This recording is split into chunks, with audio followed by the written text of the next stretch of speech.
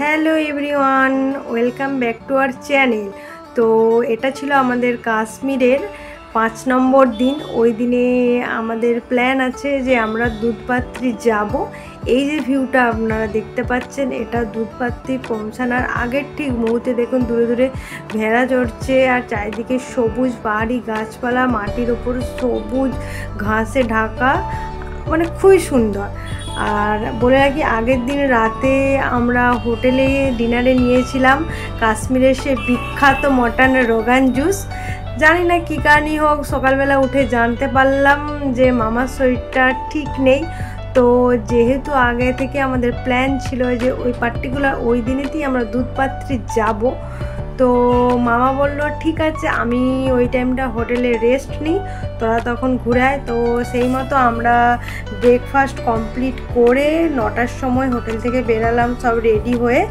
দেন বেশি টাইম লাগে না, কারণ শ্রীনগর থেকে মাত্র দুধপাত্রি 45 কিলোমিটার্স, খুব একটা বেশি টাইম লাগে না। অন্যগুলো খুব বেশি ডিস্টেন্স ছিল, 90, 85 অ্যান্ড এবাভ। সো এটা খুব একটা বেশি টাইম লাগেনি। আমরা 12:30 1টার মধ্যে পৌঁছে গিয়েছিলাম। আর খুবই সুন্দর জায়গা, নতুন করে কিছু বলার নেই। অনেকেই নাকি বলে দুধপাত্রি এখনও নাকি অফবিট পর্যায়ে আছে, বাট আমি গিয়ে দেখলাম এটাকে অফবিট পর্যায়ে বলে না, কারণ প্রচুর মানুষজন এসেছে। মানে যারাই কাশ্মীর ঘুরতে আসেন, তারা যদি একটু হাতে বেশি টাইম থাকে, তারাও মনে হয় আমার অনেকেই দুধপাত্রি যান। এত সুন্দর জায়গা। বেসিক্যালি এই জায়গাটার নাম দুধপাত্রি হওয়ার কারণ, ওই যে দূরে আপনারা নদীটা দেখতে পাচ্ছেন, ওই নদীর নাম অনুসারেই এই জায়গাটার নাম রাখা হয়েছে দুধপাত্রি। আর নদীটির নাম হচ্ছে দুধগঙ্গা, যেটির উৎপত্তি 0 পয়েন্ট থেকে, আমি যতদূর জানি, বাট আমি ওইটুকুই শুনেছি, 0 পয়েন্ট থেকে উৎপত্তি হয়ে শ্রীনগরেরই ডাল লেকে নাকি মিশেছে, এটুকু জানি। আর বলে রাখি, যখন আপনারা দুধপাত্রি পৌঁছাবেন, তার একটা জায়গায় আপনাদের গাড়ি কিন্তু আটকাবে। হয় যদি ওই গাড়ি নিয়ে আপনারা আসতে চান, তো আপনাদেরকে এক্সট্রা পে করতে হবে। ওই এক্সট্রা পেটা একটু বেশি, বা ওখানে ওই গাড়ি রেখে দিয়ে আপনারা ঘোড়া পেয়ে যাবেন, এটিভি বাইক পেয়ে যাবেন। হেঁটে আসলে অনেকক্ষণ টাইম লাগবে, বাট এইগুলো আপনারা অ্যাভেলেবেল পেয়ে যাবেন।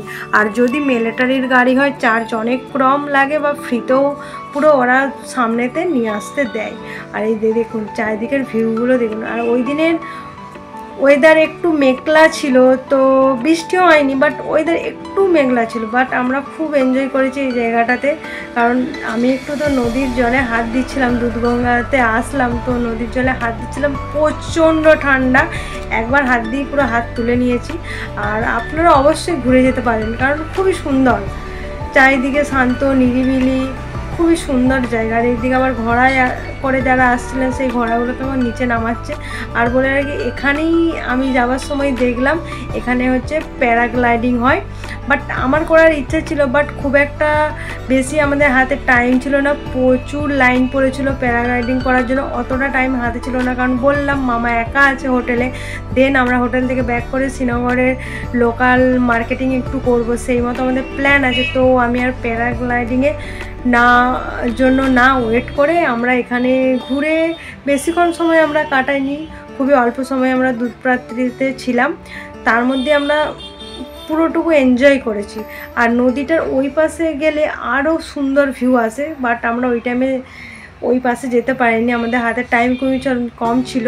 আর দুধপাত্রি থেকে ব্যাক করে যখন আমরা আসছিলাম, একটা পয়েন্টে আমরা দাঁড়িয়েছিলাম একটু 1 কিলোমিটার আগে। এখান থেকে আপনার ভিউটা আরও ভালো লাগবে। আমার তো এই পয়েন্ট থেকে ভিউটা আরও সুন্দর লেগেছে। এই যে দীপু এখন ছবি তুলবে বলে নেমেছে, আর এই যে দুধগঙ্গার সেই ছবি, যেটা আমি ভিডিও করতে পারিনি, তাই ফটোতে দিয়ে দিলাম। তার সাথে তো নিজের ছবি আছে। মানে খুবই সুন্দর জায়গা। আর আপনারা চাইলে অবশ্যই কাশ্মীর বেড়াতে গেলে অবশ্যই দুধপাত্রি ঘুরে আসুন, আমি তো বলবো। আর যদি এরকম অনেক ভিডিও দেখতে চান, অবশ্যই আমার চ্যানেলটাকে সাবস্ক্রাইব করবেন, তার সাথে শেয়ার কমেন্ট করতে কেউ যেন ভুলবেন না।